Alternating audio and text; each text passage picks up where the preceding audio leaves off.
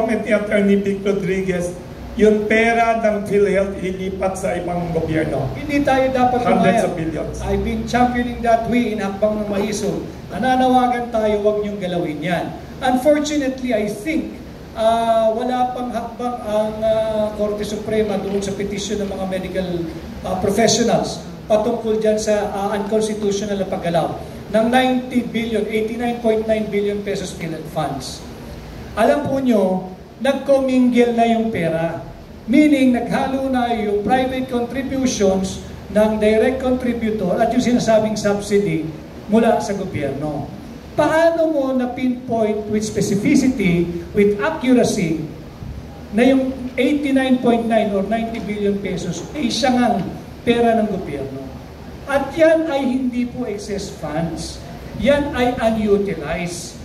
Therefore, ang may problema, hindi yung pondo. If it's been sitting there for quite a while, not because it's the fault of the funds, it's the fault of the management. Kastiguhin mo yung management mo. Ikaw nag-appoint yan eh. Huwag mong pakialaman yung pera ng PhilHealth. Why? PhilHealth is our primary health insurance. Health insurer yan. At ang mandato niyan malinaw. Kung meron kang unutilized or excess money, hindi ho yan babalik sa treasury. Ang mandato ng PhilHealth doon sa RA 11223, I think, yung Universal Healthcare Law, ang mandate ng PhilHealth katangi-tangi. Pag may sobra kang pera, gastusin mo. Pero gastusin mo ng tama.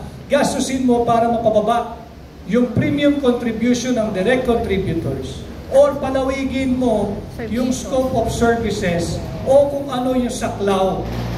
O kung pwede mo pang iangat yung ceiling ng gastusan. Yan ang mandate ng PhilHealth. Hindi para ibalik sa National Treasury at gamitin pang pondo ng mga unprogrammed appropriations. Again, why?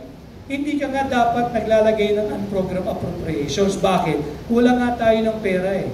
Nangungutang nga tayo eh. Babalik tayo sa fundamental Filipino trait. Pag maiksi ang kumot, matutong mamaluktot.